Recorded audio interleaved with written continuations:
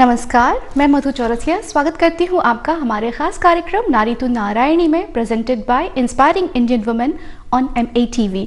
हर महीने आपसे मुलाकात होती है, हमारे कुछ खास गेस्ट हमारे साथ होते हैं और हम कुछ ऐसे टॉपिक्स लेकर आते हैं जो कि कहीं ना कहीं आपको उनसे कुछ बेनिफिट मिले। तो आज का जो टॉपिक है वो मॉर्टगेज से रिलेटेड है, जहाँ पर हमारी जो गेस्ट बैठी हैं सीमा बब्बर, वो मॉर्टगेज एडवाइज़र हैं। तो उनसे हम बहुत सारी बातें करेंगे, उनसे बहुत सारे सवाल जवाब करेंगे। सबसे पहले मैं स्वागत करती हूँ सीमा जी आपका हमारे शो में। आप हमें अपने बारे में खुलकर बताएं। Hi, namaste everyone and good afternoon. Thank you so much for having me over here. So I am an independent mortgage advisor who has access to mostly all the lenders in the UK. So which means like if you are buying your first house, or if you're doing remortgage, or if you are moving home, or if you are going to buy the buy-to-let property, we have mostly all the lenders who can assist you. So this is what I do. And yeah, I'm here. If you have any questions or anything else, you are most welcome to call me, or I will be most happy to help you out. And yeah, and will be there for your home journey. Thank you.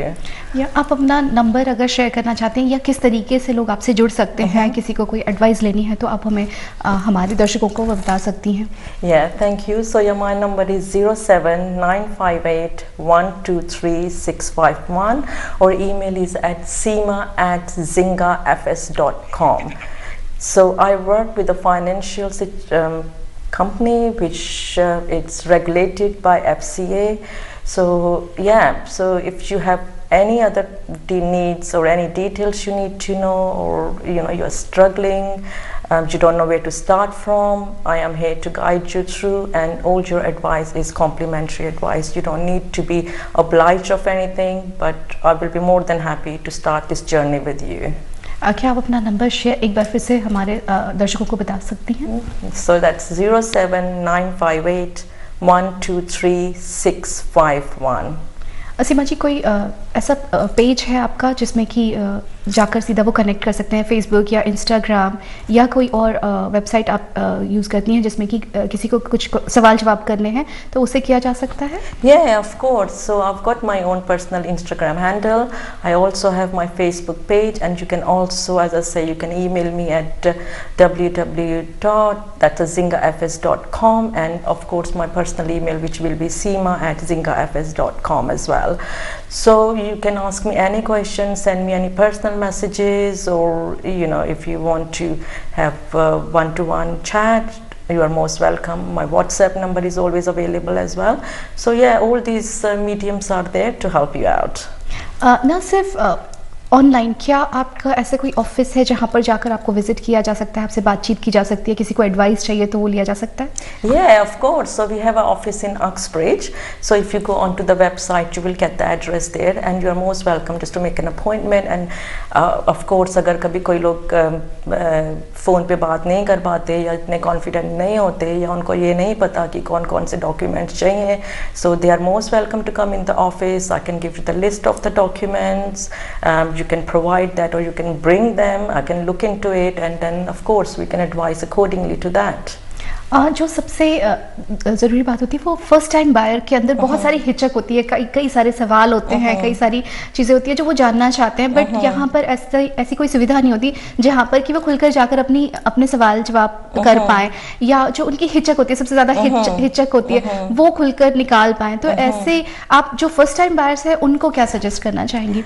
Okay, yeah, of course. ऐसे कि हमेशा कोई ना कोई हमेशा ही first time buyer रहा है, and I can completely relate with them कि how daunting that experience can be.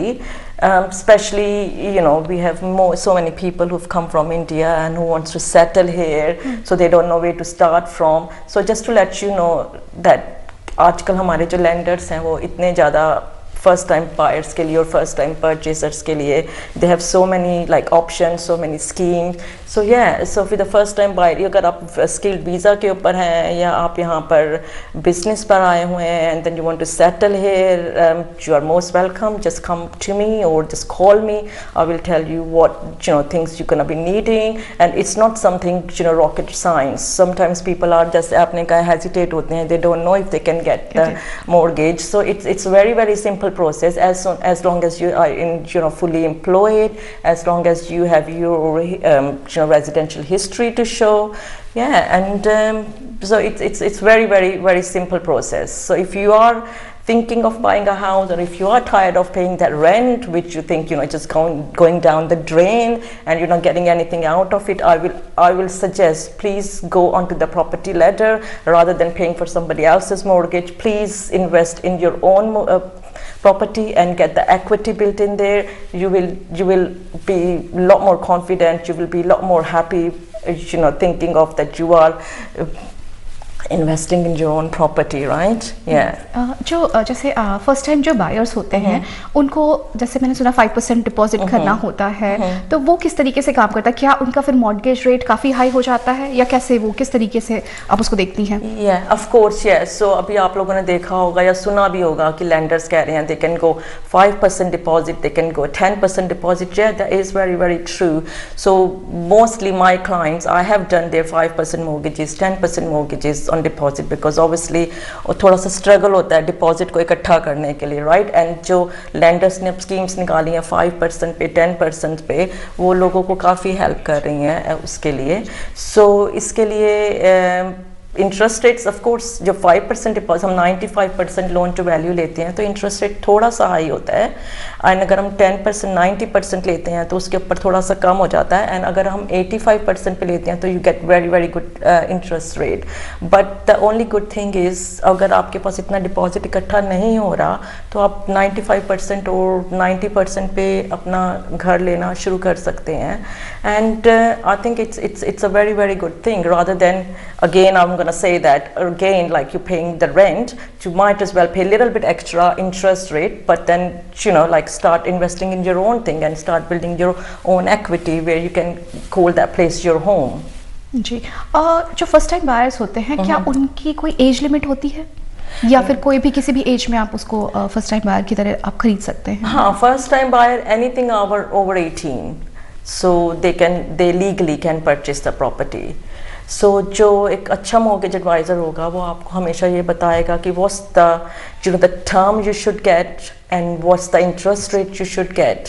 So it's all accordingly आपकी एज के ऊपर डिपेंड करता है. आपको अपना जो मंथली पेमेंट्स हैं कितनी स्ट्रेच करनी है. आप जितनी लंबी अपनी टर्म लेंगे, जो आपकी मंथली पेमेंट्स हैं वो कम होंगी. You can stretch them like either 25 years up to 35. The maximum you can stretch them up to 40 years.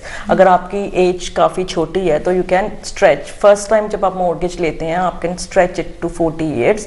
उसके अंदर ये होता है कि आपका जो बजट है आप उसको 40 years, क्योंकि मॉर्गेज है तो आपकी मंथली पेमेंट्स भी उसी हिसाब से होंगी. सो अगर आपको 2 साल के बाद या 5 साल के बाद आपको लगता है कि आप मोर स्टेबलाइज्ड है नाउ, तो आप अपनी जो टर्म्स हैं उसको थोड़ा सा कम कर सकते हैं. 30 years कर सकते हैं, 25 years कर सकते हैं. Yeah, so but as I say, there is no age limit. After 18, you are most welcome to apply for your own mortgage, as long as you are in stable employment. So minimum age is 18, but 18. There is no maximum age. There is no maximum age, means like maximum age depend करता है. अगर आप कई landers जो हैं up to 75 retirement age पे भी जाते हैं, कई लैंडर्स हैं वो 80 तक भी जाते हैं, राइट? सो अगर आप 50 years के हैं तो of course you want to take that that leap and then go up to 80 years. So at least आपके पास 30 years mortgage के हैं. लेकिन of course उसके अंदर थोड़ा सा different criteria भी होता है. Like they want to see your pension income and all that. But अगर mostly 75 year is very, mostly lenders they can go up to 75 and that gives you like, अगर आप 50 years के हैं so 25 years is more than enough for you to get rid of the mortgage in 50 years. Yeah, 25 years. Yeah. यहाँ पर एक सवाल आता है कि जैसे different visa पे लोग आते हैं यहाँ पे, तो उसमें किस तरीके से उसको देखा जाता है? कुछ लोग स्किल्ड वीज़ा पे आते हैं, कुछ लोग डिफरेंट वीज़ास पे आते हैं, तो उस पर आप क्या कहना चाहेंगे? सो इसका है कि जो वीज़ा पे है, like people are confused कि हम लोग यहाँ पर वीज़ा पर आए हैं तो हमको mortgage नहीं मिलेगा.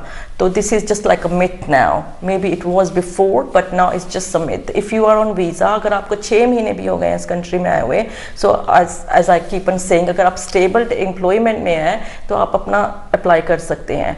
As long as you can show them your 3 years history. It does not have to be in England. It can be anywhere. As long as 3 years history is there, and then your credit commitments are all good, your credit history is all good, it's very easy. And I've seen people only been in the country for 3 months, and when they come here, they see, oh, the rents are so high, they don't want to, and they know like they're going to be stabilizing here now, they're going to be living in this country. The first thing they come and do is like just invest in their own property. And as I say, skilled visa worker ho gaya, or any other visa you have, you are most welcome to call me and I can give you the best options available.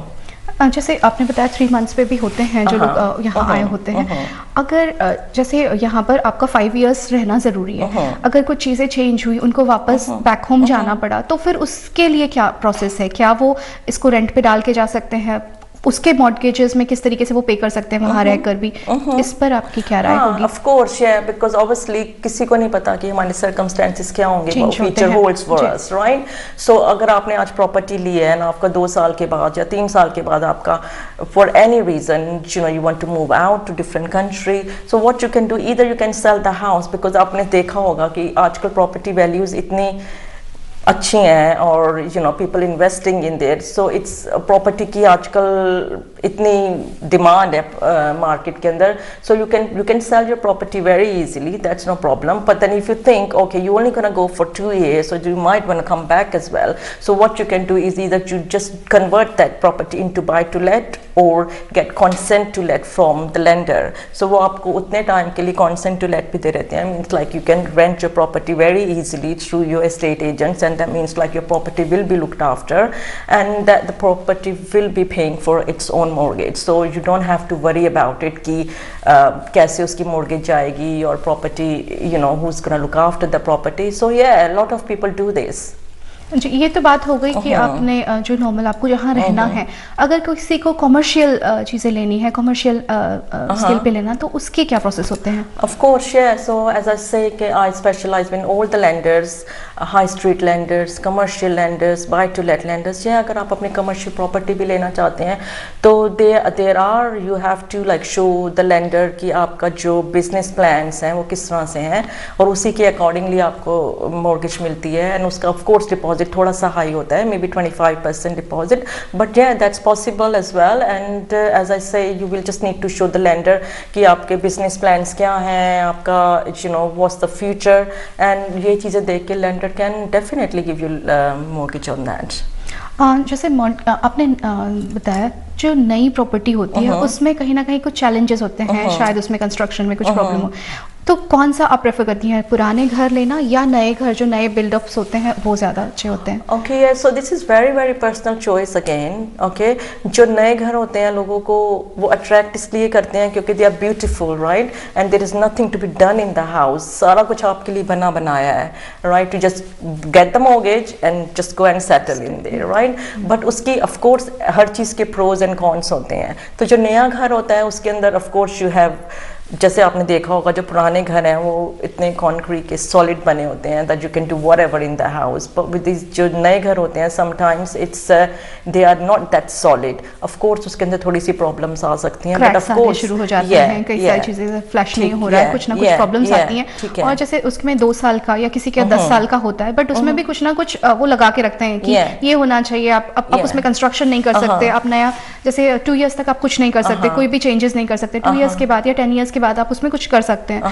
तो अगर छोटे cracks आने शुरू हो जाते हैं और आप उनको कंप्लेन करते हैं, कई बार वो कहते हैं नहीं ये हमारे उसमें नहीं आएगा, कवर नहीं होगा बिकॉज ये छोटा क्रैक है, ये अगर आपकी पेनी अगर उसके अंदर जा रही है तो हम उसको फिक्स करेंगे, अदरवाइज हम नहीं करेंगे. फिर कहीं ना कहीं वो आपको पे करके वो सारी चीजें फिक्स करानी होती हैं.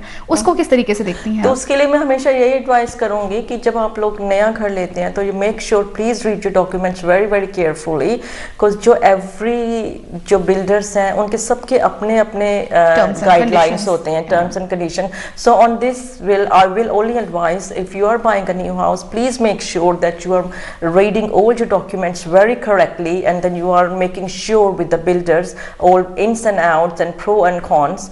So yeah, this is the only advice I can give you guys. Yeah, but with जो पुराने घर हैं उसके लिए you can do whatever in the house. एक तो उनकी land भी बहुत होती है, you can always extend them, and Yeah, so these are two things. यहाँ पर दो चीज़ें हैं, नए डेफिनेटली देखने में काफ़ी खूबसूरत होते हैं और हर चीज़ आपके नए मॉडर्न तरीके से लगी होती हैं। पुराने घर में अगर आप बहुत ज़्यादा विक्टोरियन स्टाइल के चाहते हैं, देखने में बहुत सुंदर, स्पेस वाइज भी बहुत सुंदर, बट जब आपकी चीज़ें खराब होती हैं वो चीज़ें आपको मिलती नहीं हैं, तो कई बार लोग उसको प्रेफर नहीं करते हैं वहाँ पे जाना। हीटिंग सिस्टम काफ़ी पुरानी होती है, पानी, गर्म पानी और ठंडे पानी में अंतर होता है, वो आपको अलग अलग टेप से करना, तो कई बार लोग प्रेफर करते हैं कि चलो नए घर में इतना क्यों करें। नए घर में एक चीज़ और होती है, जैसे पुराने जो घर बनते थे वो 2 लेयर्स मैक्सिमम हो जाते थे, अभी 3 लेयर्स में अप डाउन करना लोगों के लिए मुश्किलें होती हैं, तो कहीं ना कहीं प्लस माइनस दोनों जगह है। तो आपकी राय क्या होगी उस पे, वो नए घर को ज्यादा प्रेफर करना चाहिए या पुराने जो घर होते हैं वो ज्यादा प्रेफर करते हैं? So as I say again, it's a very very personal choice, right? कि जैसे मैंने पहले भी कहा है, नए घर इतने सुंदर लगते हैं एंड एवरीथिंग, बट पुराने घर का ये है कि ऑफ कोर्स उसके अंदर पुराना सिस्टम है, सारा कुछ सिस्टम है। सो मैं हमेशा यही कहूँगी कि अगर आप लोग पुराना घर लेना चाहते हैं तो प्लीज़ उसके लिए आप अपना जो सर्वे लेवल है प्लीज मेक श्योर करें, क्योंकि ऑफ कोर्स जो लेंडर है जब वो मॉर्गेज देते हैं वो अपना बेसिक सर्वे करते हैं, right? And because they just want to know the valuation of the property, the area and everything. But अगर आप इंटरेस्टेड है पुराने घर में, please make sure you do your home survey 2 और sometimes maybe home survey level 3। So उससे है कि आपको सारा इन्स एंड आउट्स प्रॉपर्टीज के पता चल जाते हैं कि यू नो कोई फ्लडिंग का रिस्क तो नहीं है, या कोई यू नो दीवारों के अंदर कोई जो सीलन वगैरह आ जाती है वो तो नहीं है। But again it's very very very personal choice. And जो मेरा अपना घर है, I will say about 15-20 years ago मैंने लिया था उसको घर को, और वो उस टाइम 4-5 साल पुराना ही था। And to be honest I never had any problem with that. But again it's all very very personal choice. Please make sure when when you are looking at these things, make sure like you're looking at every aspect and looking at, because क्या होता है कि घर आप जिंदगी में मतलब कि हर रोज तो नहीं लग सकते ना ये चीज़। It's very very personal thing and it's very very important thing. So make sure आप सब चीज़ें देखें, अपना प्रोज एंड कॉन्स, आप कहाँ पर ले रहे हैं, कहाँ पर नहीं ले रहे, स्कूलों का और the bus stops and train stations and so This is what it is. जो कमर्शियल प्रॉपर्टीज़ होती हैं, इंडस्ट्रियल प्रॉपर्टीज़ होती हैं, जो लोग बाहर से आए होते हैं वो जैसे उनको लेना चाहते हैं तो उनको कितना डिपॉजिट करना होता है, किस तरीके से वो उसको खरीद सकते हैं, कैसे कर सकते हैं? जो कमर्शियल प्रॉपर्टीज़ और बाय टू लेट प्रॉपर्टीज़ होती हैं, ये really you need to have like a visa. It's not, sometimes some lenders they don't look at the visas, they look at like you have to have a permanent stay here. अगर आपके पास permanent stay नहीं है यहाँ पर तो of course जो आपका deposit level है काफ़ी high हो जाता है, sometimes between 25% and 40% as well, right? And तो उसके लिए जो है कि lenders, not every lender will accommodate with you to you. So एक specialist lenders होते हैं जो don't mind कि अगर आप वीज़ा के ऊपर भी हैं और जो आपका permanent stay नहीं है यहाँ पर, तो we can always look at all the options for you, we can explore all the scenarios for you. So if you are looking into that as well, please don't hesitate and call us or call me and we can just have a look for you. जी एक सवाल मेरे दिमाग में आ रहा था कि एक case था जिसमें कि एक हस्बैंड वाइफ ने मिलकर मॉर्गेज कराया था, वाइफ भी उस टाइम अर्निंग थी और फिर दोनों अलग अलग हो गए। तो जैसे अब वो अलग जगह रह रही है, हस्बैंड अलग जगह रह रहे हैं, तो फिर वो उससे किस तरीके से बाहर निकल सकती है? क्या उसको वहाँ पर भी मॉर्गेज पे करना पड़ता है या फिर कैसे है? अगर दो अलग हो जाते हैं, लोग सेपरेट हो जाते हैं, तो उनमें किस तरीके से मॉर्गेज काम करता है? Okay, to be honest, this is a very very legal something. So I will say just please do take your legal advice on this. लेकिन अगर प्रॉपर्टी आप दोनों के नाम पर है तो ऑफ कोर्स आप दोनों ही उस प्रॉपर्टी की उस मॉर्गेज के लिए जिम्मेदार हैं। डज नॉट मैटर अगर आप सेपरेट हो गए हैं या नहीं हुए हैं, बिकॉज मॉर्गेज आप दोनों के नाम पर है तो आप दोनों को ही मेक श्योर करना पड़ेगा कि आप वो मॉर्गेज मंथली जा रही है। अगर एक बंदा हट जाता है या एक बंदा कहता है मैं नहीं मॉर्गेज देना चाहता या वॉट एवर, जो स्टिल तो अदर बंदा जो दूसरा है वो उसको देनी पड़ेगी। लेकिन of course because for lender जो both are 50-50%, so you make sure like the mortgage is going, you don't want to create any bad history for yourself. Please do अगर आप ऐसे किसी सिचुएशन में हैं, please take legal advice and then I think legal person will be most happy to or give you the right advice what to do. Or you can, if you want to sell the house, you can sell the house, and then if you want to go separate ways, then you can just get mortgage on your each names. जैसे husband wife अगर दोनों में से एक कमाने वाला है, मान लीजिए हस्बैंड कमा रहे हैं और वाइफ नहीं कर रही हैं, फिर कुछ टाइम के बाद जब आपने प्रॉपर्टी ली, मॉर्गेज कराया, तब हस्बैंड सिर्फ अर्निंग कर रहे थे, जब आप थोड़े टाइम के बाद आपने जॉब ज्वाइन कर लिया और आप अर्निंग करते हैं, क्या ये ज़रूरी होता है कि फिर आप उसमें भी इन्वेस्ट करें, या फिर ये ऐसा होता है कि नहीं, अगर हस्बैंड कर पा रहा है तो वो कर रहा है, वाइफ अगर नहीं करना चाह रही है, ये उसके ऊपर डिपेंड करता है? क्या ये भी सिनारियो बनता है या कंपलसरी होता है जब आप अर्निंग करते हो तो आपको करना ही पड़ेगा वहाँ पर? नहीं, ऑफ कोर्स नो। सो जैसे कई लोग हैं अभी आए हैं कंट्री में, right, so the wife is just looking after the kids and then husband is earning, so या husband takes mortgage on his name, but वो अपनी वाइफ का नाम भी बीच में डाल सकता है। वाइफ को ज़रूरी नहीं है कि अर्न करना ही पड़ता है, और वाइफ का नाम भी मॉर्गेज के अंदर जा सकता है, बट वो है कि जो मॉर्गेज आपको मिलेगी सिर्फ जो हस्बैंड है जो वो कमा रहे हैं उसी अफोर्डेबिलिटी पे मिलेगी, राइट, बट वाइफ का नाम बीच में आ सकता है। And after like may be you will say after 2 years जब आप रीमॉर्गेज करते हैं, जब आपका रेट खत्म होने वाला है, then wife have started earning now, so and they want to move into a bigger house, so you can bring the wife's name is already which is there, but उनकी affordability भी बीच में ले सकते हैं, so इसका मतलब they can get better mortgage or they can better house, so yeah, but it doesn't have to be like wife does not have to be earning as long अगर एक इनकम के ऊपर आपकी affordability जा रही है तो। जी, यहाँ पर एक और ज़रूरी सवाल पूछना चाहूँगी मैं, जैसे कि जो रेट्स होते हैं वो काफ़ी फ्लक्चुएट होते हैं, कुछ लोग उसको 5 years के लिए फिक्स करा लेते हैं, कुछ लोग उसको सोचते नहीं 2 साल हम करके देखते हैं, फिर अगर होगा तो फिर 2 साल फिर आगे हम एक्सटेंड कर लेंगे, तो कौन सा ज़्यादा अच्छा है, 5 year लेना चाहिए या 2 years के लिए लेना चाहिए, फिक्स कराना चाहिए उसको? This is a very common question, I am sure like जितने भी मॉर्गेज एडवाइजर्स हैं उनके पास जा रहा होगा ये क्वेश्चन इस टाइम, बिकॉज पीपल इतने कंफ्यूज हो गए हैं कि what to do, because obviously when you look at 6 months before the mortgage rates were up high, right, now they are slowly getting down and everybody is getting more confident about it, and then they just want to get on the property ladder,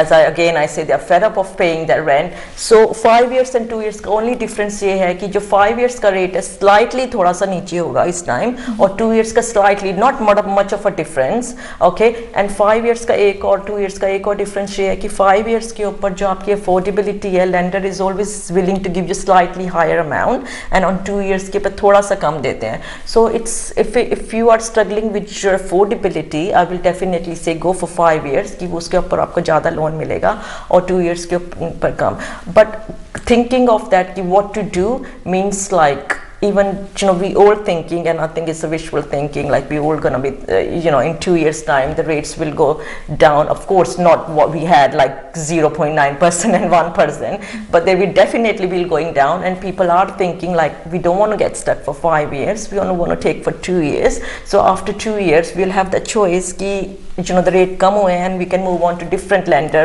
or maybe stay with the same lender if they have a better rate, so this is the only difference, but I will say again some people want to have a peace of mind for 5 years कि नहीं हमको 5 years के लिए करना ही करना है, doesn't matter, and some people want to take the risk and they say नहीं हमको 2 years का करना है, and we will 2 years के बाद we will go for a better rate, so this is the difference.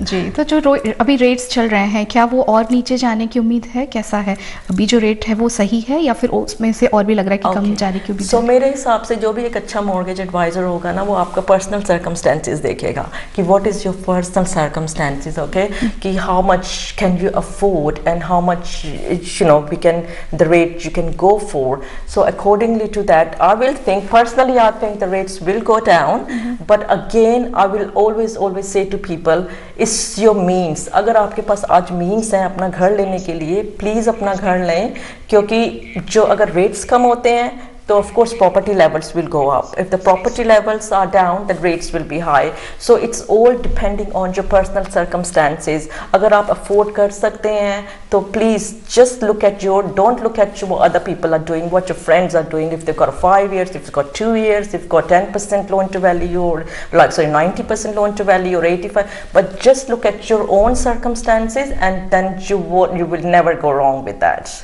जी, सीमा आप एक बार अपना नंबर और जो भी आपका है आप प्लीज़ शेयर कर दें. Yeah, sure. So it's Seema Babar. I work with financial services, Zinga Financial Services. We are in Uxbridge, so we have been very experienced mortgage advisors, and we deal with all sort of mortgages such as first-time buyers, remortgages, home movers, buy-to-lets, and you are most welcome to call me on 07958 123 651.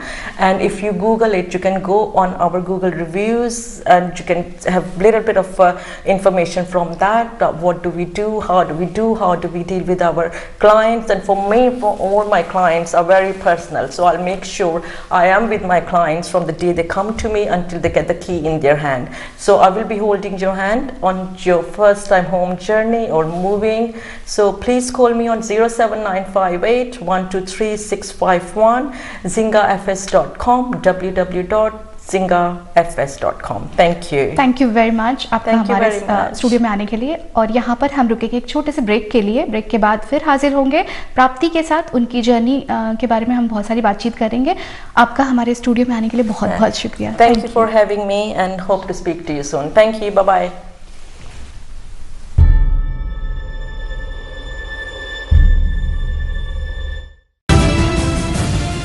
Your favorite channel MATV on Sky 711 is now moved to Sky 709. MATV is committed to entertain you and your family.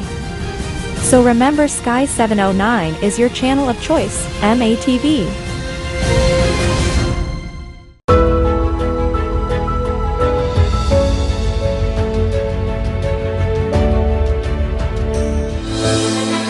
पिछले 20 वर्षों से ये शोभा यात्रा बड़ी ही धूमधाम से चल रही है।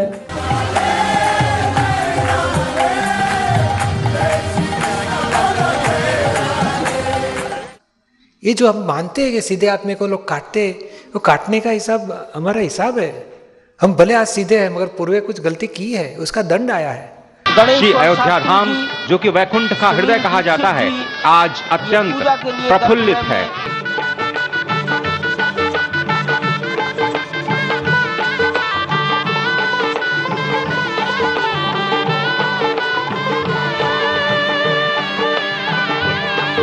ने श्री राम जन्मभूमि मंदिर को समर्पित 6 स्मारक डाक टिकट किए जारी।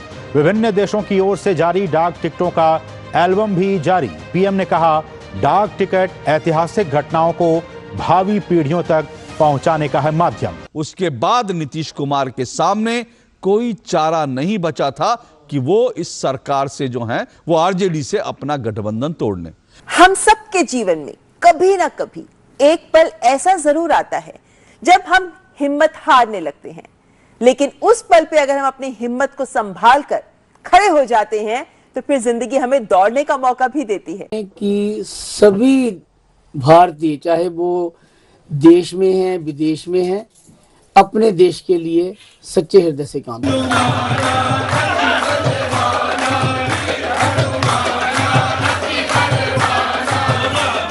रिश्ते में तो हम तुम्हारे बाप होते हैं, नाम है शहंशाह। ये चांद सा रोशन चेहरा, जुल्फों का रंग सुनहरा, ये झील सी नीली आंखें, कोई राज है इनमें गहरा। तारीफ करूं क्या उसकी जिसने तुम्हें बनाया। वाहे गुरु वाहे गुरु वाहे गुरु वाहे गुरु वाहे गुरु वाहे गुरु वाहे गुरु जी।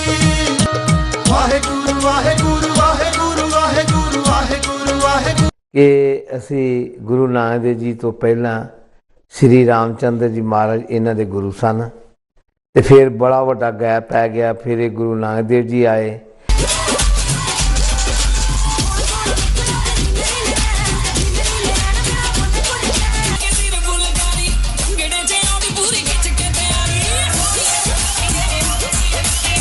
नहीं आया ਤੇ ਤੁਸੀਂ ਸੋਚਦੇ ਹੋਗੇ ਤੁਹਾਡੇ ਸੱਜਣ ਕਿੱਥੇ ਗਏ, ਆਪਾਂ ਤੁਹਾਨੂੰ ਦਿਖਾ ਦਿੰਦੇ ਜੀ ਕਿੱਥੇ ਗਏ। ਯੂਕੇ ਦੇ ਵਿੱਚ ਆਪਣੇ ਮੁੰਡਿਆਂ ਨੇ ਮਿਹਨਤ ਬਹੁਤ ਕੀਤੀ ਆ ਕੇ ਇੰਡੀਆ ਤੋਂ, ਖਾਸ ਤੌਰ ਦੇ ਵਿੱਚ ਵੈਨਾਂ ਚਲਾਉਣ ਚ, ਡੀਪੀਡੀ ਵੈਨ। ਤੋ ਮਿਹਰ ਦਾ ਬਰਸੇ ਮੇਗ ਬਾਬਾ, ਜਿੰਨਾ ਥਾਵਾਂ ਤੇ ਪਾਏ ਪੈਰ ਤੁਸੀਂ।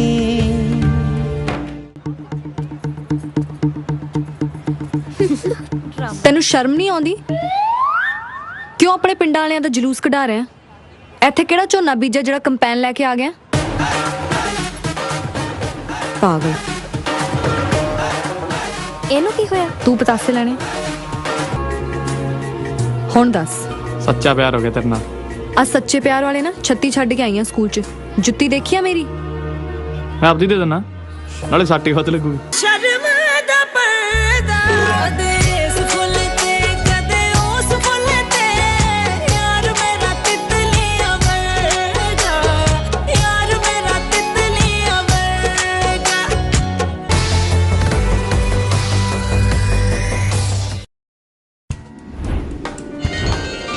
जामवंत के बचन सुहाए, सुनि हनुमंत हृदय अति भाए, तब लगी मोहि पर खेहु तुम भाई।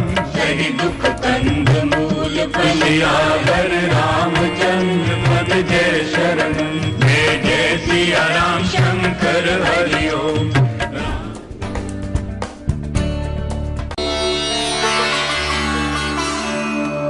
नमः शिवाय। मैं हूं पंडित पाठक, आपकी सेवा में आता हूं every Sunday between 3 to 5 PM। Life के किसी भी एस्पेक्ट के बारे में जानना चाहते हैं, कोई भी सवाल का आंसर जानना चाहते हैं तो देखना न भूलिए panditpathak.guru every Sunday 3 PM only on MATV।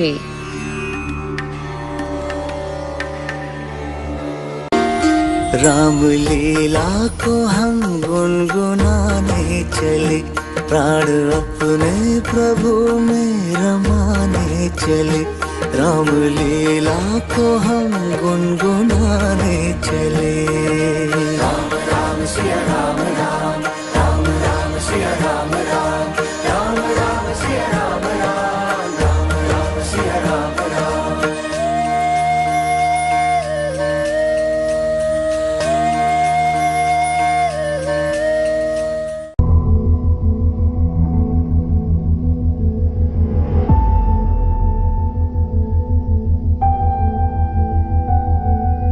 के बाद बहुत बहुत स्वागत है आपका।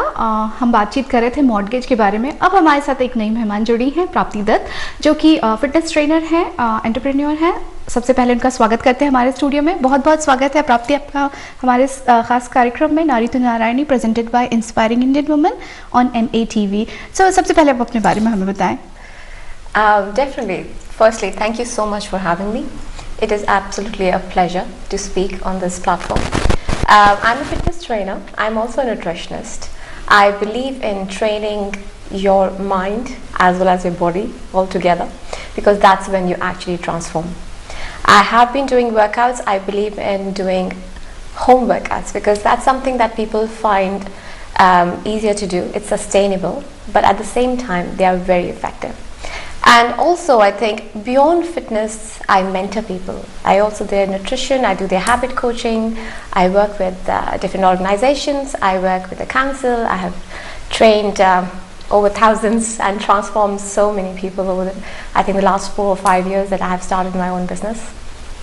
जी, सबसे पहले जैसे आप होम वर्क के बारे में बात कर रहे थे, तो मैं ये जानना चाहूँगी कि जैसे फैमिली होती है, बच्चे होते हैं, आप वर्किंग होते हो, यहाँ पर मल्टीपर्पस आपको करना पड़ता है, बहुत सारे टास्क होते हैं, उसमें से आप अपने लिए समय कैसे चुराते हैं? बिल्कुल, समय निकालना पड़ता है, समय मिलता नहीं है। आपको ये सोचना है कि आपको अपने लिए क्या चीज़ सबसे ज़्यादा ज़रूरी लगती है। अब वो कुछ भी हो सकता है। मेरे लिए मेरी फिटनेस बहुत इंपॉर्टेंट है, एंड आई थिंक सबके लिए फिटनेस इंपॉर्टेंट होनी चाहिए, but at the same time आपको ये देखना है कि आप कब अपने लिए टाइम निकालोगे। ऐसा नहीं होता कि आपके पास टाइम नहीं है। It's all about your priorities. You have to prioritise things for yourself which are more important.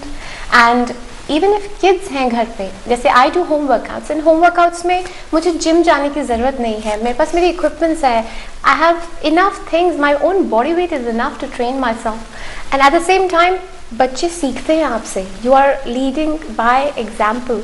आप उनको इंस्पायर करो, उनको सिखाओ कि आपकी फिटनेस, आपका हेल्थ आपके लिए कितना ज़रूरी है। जी, जैसे कि आप घर पे वर्कआउट करते हैं, क्या आपके लिए वो सारे इक्विपमेंट जो आप जिम में होते हैं वो चाहिए होते हैं घर पे, या आप छोटी छोटी चीज़ों से भी अपना वर्कआउट कर सकते हैं? देखो, सच बता रही हूँ, आप कुछ भी करो, फिटनेस आपके नज़र में जो आपसे हो वो करो। Sustainable lifestyle is what you should pursue. Now fitness doesn't mean you need to pick up heavy equipment or go to a gym. आपकी सोच में, प्लानिंग में टाइम निकल जाता है, जबकि आप बहुत कुछ ऐसा है जो आप घर से कर सकते हो. आपकी own body weight is more than enough. I think I personally, my own transformation, if you look at my transformation of 1 year of losing over 25 kgs of weight, but that was not it. I transformed by losing fat, not just weight. आपकी muscle building होनी चाहिए, and your body weight is equipped more than enough to get you to that level what you want to achieve. And at the same time nutrition important है. बहुत ज़्यादा important है. आप ये सोचो कि हम सिर्फ वर्कआउट करेंगे और हो जाएगा काम, ऐसा नहीं होता है. You have to make sure you are eating the right food, you are having the right portions. आपकी डाइट में वो हर चीज़ है जो आपको हेल्दी बनाए. आपको स्किनी नहीं बनना है, आपको स्ट्रॉन्ग बनना है. Fitness is all about your strength.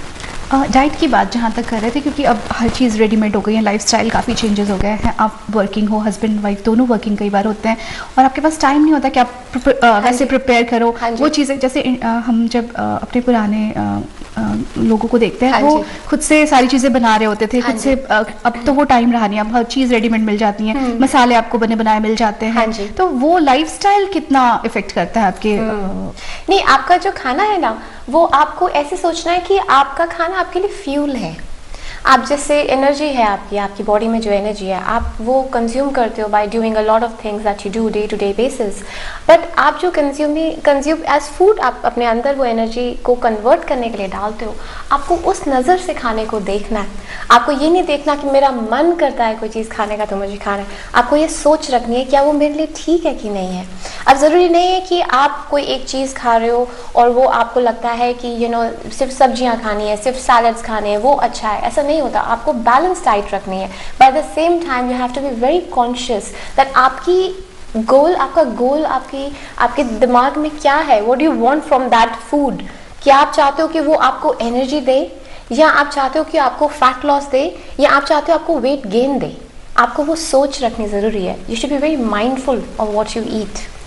जहाँ तक बात कर रही हैं, आप सही कह रही हैं, बट कई बार क्या होता है, बच्चों को समझाना बहुत मुश्किल होता है. छोटे बच्चे खासतौर से नहीं, वो जिद करते हैं मुझे यही खाना है, ये चीज़ें. उनको न्यूट्रिशन और से फर्क नहीं पड़ता, बट हाँ वो बहुत सारे फिजिकल एक्टिविटी स्कूल में कर लेते हैं. शायद उनको वर्कआउट की जरूरत नहीं पड़ती, बट उन्हें कैसे समझाया जाए कि नहीं ये आपके लिए ज़रूरी है. आप उनके लिए इंस्पिरेशन हो.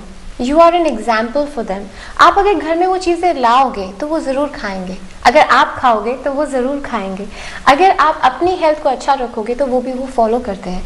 Kids are the easiest to train. मैं बच्चों को भी ट्रेन करती हूँ. मैं एक after age I train people from like 10 years to literally 70+ years. उसमें आप देखो हर किसी का थॉट प्रोसेस और माइंडसेट होता है. सबसे डिफिकल्ट होता है जब आप समझते हो आपको सब पता है. You are not ready, you are not open enough to change your thought process. बच्चे वैसे नहीं होते, वो सीखते हैं आपसे. आप जो सिखाओगे वो सीखेंगे, और उनको अपने आप एक टाइम के बाद लगेगा कि हाँ मैंने ठीक किया. अभी उनसे उम्मीद करो कि वो 5 साल में 6 साल में वो बात समझ जाएंगे, ऐसा नहीं होगा. आप क्या एक्सपेक्ट करोगे कि वो अभी समझेंगे, वो लेटर समझेंगे. आपकी ड्यूटी है, this is your responsibility as a mother, as a father, as an uncle, aunt, whatever, that you make them understand कि this is what is for you, and आपको इससे बेटर फ़ायदा होगा. Specially जब kids sports में होते हैं, उनको खासकर शुगर्स नहीं खानी इतनी ज़्यादा. हमें गलत फहमी है कि बच्चे को शुगर दो उसको एनर्जी मिलेगी. ऐसा नहीं होता. स्पोर्ट्स के लिए if they are into sports, please I train people on sports and I can tell you that for sure the less sugary diet kids have, the better their performance is. So आपको अगर समझ है, आप भी वही करो, वो आपको फॉलो करेंगे. जी, इन दिनों बहुत सारे डिजीज़ हो रहे हैं लोगों को वर्कआउट नहीं करने की वजह से, या डाइट प्लान फॉलो नहीं करने से. उस पर आपकी क्या राय है? देखो, डिसीज़ जो होती है ना बॉडी का, एक आपको ऐसे सोचो एक इंडिकेशन होता है. आप समझो आपकी बॉडी आपसे बात करती है, वो आपको समझाती है कि देखो I am having this problem, आप इसका सोल्यूशन मुझे निकाल के दो. पर ऐसा नहीं होता कि आप उस सोल्यूशन को डिजीज़ सोचो. ठीक है, आप पहले वो दिमाग से निकाल दो. Lifestyle led diseases can be tackled as quickly as you want. आप अगर सोचते हो कि आपको डायबिटीज़ है फॉर इंस्टेंस, या प्री डायबिटिक हो गए हो आपको पता है कि लाइफस्टाइल लेड है, आपका वो इंडिकेशन है कि आपके फ्यूचर के लिए आपको अभी उस चीज़ को एड्रेस करना ज़रूरी है. आपकी कई डिसीजेज ऐसी हैं जो आप प्री मेच्योरली पकड़ लें तो आप बहुत इजीली उस चीज़ को सॉल्व कर सकते हो. So never look at a condition, a disease. जैसे एज फैक्टर्स के थ्रू आ जाता है, मीनोपॉज आता है, पेरीमेनोपॉज आता है लेडीज़ के लिए. सेम वे लड़कों के भी एज में फेजेस आते हैं, you know. So you have to understand these are not diseases at all. This is phases of your life. You have to tackle them at that point in time the right way. So आप disease नहीं सोचो, lifestyle lead चीज़ें एक condition होती है, दे are not diseases. जैसे आपने बात की अभी बहुत ज़रूरी बहुत अच्छी बात कही आपने मेनोपॉज पे. बहुत सारी लेडीज जो होती हैं वो बहुत डिप्रेशन में चली जाती हैं. उनके लिए क्या सेम आप रिकमेंड करती हैं या कुछ डिफरेंट उनके लिए होते हैं वर्कआउट्स? नहीं, बिल्कुल. देखो, वर्कआउट्स मैं वही कहूँगी मैं, जो आपसे हो जाए वो आपके लिए अच्छा है. बट आपको ये रियलाइज़ करना है when you come to an age, आपका मसल मास जो है ना वो रिड्यूस हो जाता है. आप ये सोचो कि आप विद इन एन ईयर चीज़ें टर्न अराउंड कर दोगे. हो सकता है, nothing is impossible, but you have to realise that you need to start early. For people right now in their phase of menopause और पेरीमेनोपॉज, आप you should ASAP start working on your strength. आपको अपनी bones को strong करना है. You have to kind of catch up. You don't have to impact train them. जैसे you don't have to push too much on cardios. हम कहते हैं हम स्टेप्स बहुत करते हैं, हम वॉक बहुत करते हैं. अरे बाबा, वॉक करने की ज़रूरत नहीं है. आपको अपनी स्ट्रेंथ को बढ़ाना है. आपको कार्डियोस में इन्वेस्ट करना ज़रूरी नहीं है. you're investing time into something that might not give you the results you want, so why do it? So strength पे work करो, increase your strength. कहीं ना कहीं अपने endurance पे काम करो, अपने stamina पे काम करो, अपने breath पे काम करो, stress को release करो, because that's one factor that comes in when it's your menopause. तो आप उन चीज़ों पे factor in करो और धीरे धीरे जैसे progress करते जाओ आप अपनी strength में बढ़ाते जाओ. But now that you know कि आपका ये फेज आने वाला है, आपके फ्रेंड्स का फेज आने वाला है, तो it's a responsibility to tell them, advise them that you know don't invest into activities which is going to just take up your time. थोड़ा कैलोरी बर्न मिल गया, बट ऐसा नहीं है. Work on increasing the calorie intake off. And I think I would add one more point to this. हम हमेशा बोलते हैं हमने वेट गेन कर लिया मेनोपॉज में. ऐसा क्यों होता है? वेट गेन क्यों कर जाते हो आप?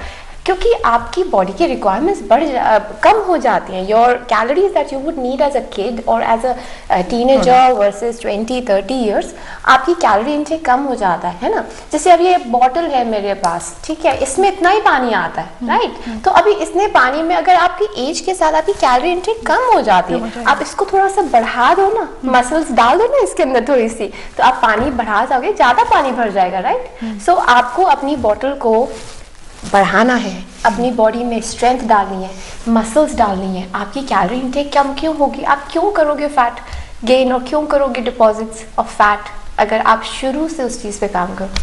हाँ जी, आजकल स्मार्ट वॉच का ज़माना है. हर कोई स्टेप्स काउंट करता है और बहुत कंफर्टेबल फील करता है. अच्छा, आज तो मेरा हो गया कंप्लीट, मेरे इतने स्टेप्स हो गए. ये कितना ज़रूरी है? क्योंकि ये लाइफ चेंजिंग चीज़ें हैं. पहले लोग जिम जाके कर लेते थे रिड्यूस, अब स्टेप इतने काउंट हो गए, फील सेटिस्फाइड कि हाँ हमने आज का टारगेट पूरा कर लिया. जी, ठीक है. स्टेप्स जो है ना, अच्छी बात है, मूवमेंट होती है स्टेप्स. लाइफ में आपको मूवमेंट चाहिए. डेस्क जॉब्स बहुत है ना लाइफ में, लोग बैठे रहते हैं, तो उनके लिए ज़रूरी है कि वो मूवमेंट रखें. तो डेफिनेटली वर्कआउट स्टेप्स ज़रूर काउंट करो, कोई प्रॉब्लम नहीं है. आप मेरे से पर्सनली पूछोगे, मैं नहीं करती. I don't wear any kind of smart watches, I don't wear anything. And ऐसा नहीं, during my duration of my losing my weight over the time, I don't think I used any smart watch. मैं अपने आपके exhaustion पे काम करती हूँ. जैसे मैं एक मसल पे काम कर रही हूँ, अगर मुझे लगता है मैं इस मसल को और पुश कर सकती हूँ, सो आई डू इट. आप उस पे काम करो. आपके टारगेट्स सिर्फ कैलोरी बर्न करना नहीं है, आपके टारगेट है मसल मास बढ़ाना, उसकी रिक्वायरमेंट्स बढ़ाना, ताकि आपका अल्टीमेटली कैलोरी इनटेक बढ़े. जी है ना. तो अब आप स्टेप्स काउंट करते हो. आप मुझे बताओ, स्टेप्स में आप काउंट कर लोगे, अपने नंबर्स को टिक बॉक्स कर लोगे. अच्छा, 1 घंटे में जो आपने स्टेप्स काउंट करे थे, वो 1 घंटे का समय अगर आप कुछ और करते ना, सच्ची आपका रिजल्ट, आपका बर्न और आपके आफ्टर इफेक्ट्स जो होते हैं ना, वो बेटर होते. तो आप 1 घंटे का वर्कआउट करने की बजाय आप आधे घंटे का इम्पैक्टफुल और स्ट्रेंथ गेनिंग वाला क्यों नहीं कर लेते हो? टाइम भी बचेगा, आपकी कैलोरीज भी बेटर बर्न होगी, आपका यूथफुलनेस भी आएगी, आपका कोलेजन भी बढ़ेगा, आपकी मसल प्रॉब्लम, बोन प्रॉब्लम्स नहीं आएंगी आगे जाके. So invest time in things that work in your favour. अगर थक जाओगे, नीज में दर्द होगी, एंकल्स पेन कर रहे, तक सारा चल गए, क्या फायदा? है ना। जी, अब मैं आपकी पर्सनल जर्नी के बारे में बात करूंगी। कैसे लगा आपको कि मुझे इस फील्ड में लोगों को ट्रेन करना है, मुझे इस फील्ड में जाना है? हाँ जी। अच्छा देखो, मैं फिटनेस में I was into insurance and finance and I love my work then as well, but मुझे ये ज़रूर लगता था जैसे अब अगर मैं ऐसा एक एग्जांपल दूँ ना, जैसे अब आपका मोबाइल फ़ोन है, राइट? अब मोबाइल फ़ोन में ना बैकग्राउंड में एप्स चलती रहती है ना, बैकग्राउंड में एप्स चलती है, बैटरी यूज़ कर रही होती है। सो I always had an app in my head that was running in the background that I want to do something of my own. And more than that, I think I wanted to lead something that is unconventional. And I have this knack of being very, very stubborn when I pick up a thing and I want to do or pursue it. So fitness was always very close to my heart because I recovered from many of my own mental issues and my own low phases of my life, and fitness was something that actually brought me out of it. So it became like my purpose of life, my soul's purpose, to actually help others. And by nature I love to help and support anybody reaches out to me, it becomes like I have a responsibility to support that person. So fitness was something that was my passion. My purpose was to help. They both joined together to make me pursue it as a profession. फिर सोचा कि क्यों नहीं, let me try doing something that I feel is going to be more useful, not just for me, for the people I can help. So that's how it all started. जी, और घर में रहकर कैसे फिटनेस के लिए काम किया जा सकता है? ओह, बहुत कुछ करा जा सकता है। मेरे वर्कआउट्स आर सो वेरिड कि आप हैरान हो जाओगे। There are many exercises that I do which I don't think you would have ever done. I create my workouts, I create my different set of exercises targeting different type of muscle groups. You can achieve so much from your own home workouts that you would never even have to even venture into going to a gym. I don't go to a gym. I don't think I need a gym. I do better when I'm working out from home, sustainable around my kids. At the same time, I think your results for your core strength are way better when you do it with your body weight versus doing it with any kind of gym equipment. I personally feel it. Of course, people can have different views. जी, जैसे बच्चों की as होती है जब शुरू होते हैं, फिर जब टीन एज में आते हैं तो कहीं ना कहीं उनमें चब्बीनेस आना शुरू हो जाता है। जैसे आप मेनोपॉज की बात कर रही थी, उसमें भी थोड़ी चीज़ें जैसे जैसे आपकी एज बढ़ती है, राइट, उसके लिए क्या आपको लगता है कि डिफरेंट एक्सरसाइज उनको एज वाइज उनको देना चाहिए? जो 70s प्लस हैं उनके लिए डिफरेंट होने चाहिए, किस तरीके से आप? Yes, definitely. So see, exercise is always dependent on your fitness level. Now if somebody is 30 and their fitness level is of 40 or 50, it might be a different set of workouts for you. But if you are aged 20 and you have that energy, consume it, work on it. There is nothing limiting you to use equipments like free weights or your body weight. You want to do explosive training, you do that. You pick up barbells, whatever you like as a teenager. Your passion should be something. You want to do sports, you do sports. You want to run, you run. You pick up anything that you like, and that will be your fitness. Don't make any rule that this is the way you will want to work out. Figure out what you like. You like to play tennis, pursue it. It is also a way of working out. So for you at a young age, discover your liking and passion. Okay, I think even now I would say discover your liking and passion, or what type of workout you would love to do. You should enjoy your workouts. Eventually when we come to an age of 30s and everything, after babies, I also train pregnancy and post-pregnancy prenatal ladies, where I know that their body is not the same as it would be before kids, you know. Yes. A lot of changes happen to your body. Now when that happens, you have to figure out, you have to work on special muscle groups which are your abdominal muscle groups. Okay, now you start pushing your more attention to your abdominal area, your pelvic floor muscles, your hips, your glutes, quads, legs. You have to start focusing these areas more for yourself, because this is what is going to help you with a lot of issues that might not come in future. Okay, so now you need to start focusing on that area a lot, from say somewhere between 25, even earlier, before we, but especially after your babies. Okay, you have to work on your pelvic floor strength, and then eventually when it comes to later, start working on strength training, work up your muscle groups. You can explore any type of fitness that you like and is sustainable. Of course, slow down. It doesn't have to be crazy. Your fitness doesn't have to be impactful. It just needs to be sustainable, achievable, and should give you growth. And that growth you will see for yourself, जैसे जो लोग workout करते हैं उनके face पे कुछ glow होता है, जैसे आप कंपेयर करें जो कुछ एक्ट्रेस वगैरह भी हैं जो कि बहुत ज़्यादा फिटनेस पे ध्यान देती हैं और वो कहीं ना कहीं उनके एज को एक लिमिट पे लाकर रोक देते हैं, और जो नहीं करते, वर्कआउट नहीं करते, फिटनेस पे ध्यान नहीं देते, उनकी एज समझ में आने लगती है, दिखने लगती है। तो वैसे जो लोग होते हैं जो फिटनेस पे ज़्यादा ध्यान देते हैं या शायद डाइट पे ज़्यादा ध्यान देते हैं, तो आजकल मैंने देखा है कि इंडिया में जो यंग जनरेशन है उनके लिए डिजीज़ ज़्यादातर जो हार्ट अटैक्स की प्रॉब्लम्स आ रही हैं बहुत यंग एज में आ रही हैं। वो लोग वर्कआउट भी कर रहे हैं, फिटनेस पे भी ध्यान दे रहे हैं, डाइट प्लान्स भी फॉलो कर रहे हैं, उस पर आपकी क्या राय होगी? आप सिर्फ अपनी चीज़ें प्रिवेंट कर सकते हो, okay? It's a way of preventing many things that might happen. So आप unfortunately sometimes due to genetic reasons or it could be other lifestyle reason, हम नहीं जानते, we don't know what might happen to your body. I know people who have been so fit they still have cancer. So it's not something that will define that you will not be hit by any kind of unfortunate situation or illnesses in future. You cannot take that as like an estimation of that. But what you can do is fight.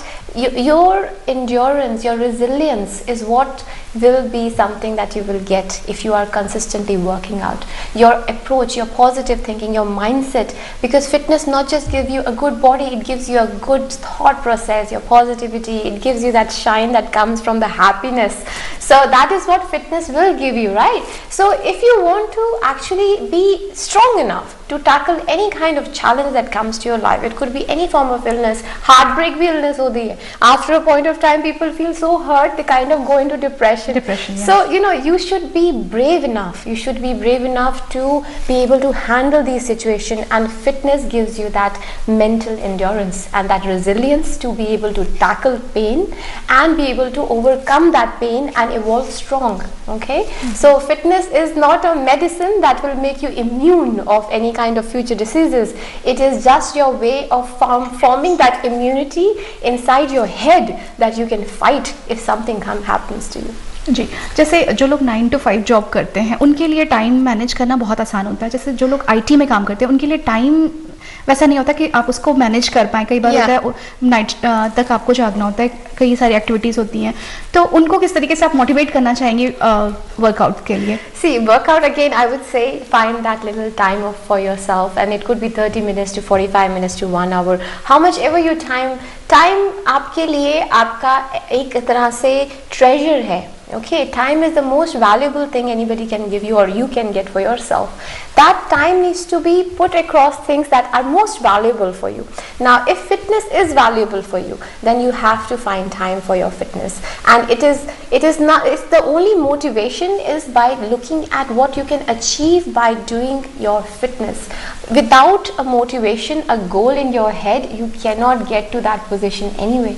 So you have to work. You can work with a coach, you can work with a trainer, because most of the time what struggles is people say कि यार हमें ना हमसे होता नहीं। अरे आप किसी के साथ अटैच हो जाओ ना, अगर आपसे कुछ नहीं होता। हम भी तो किसी से हेल्प लेने में if I can't treat my disease, I go to doctor, right? Yes. So take help.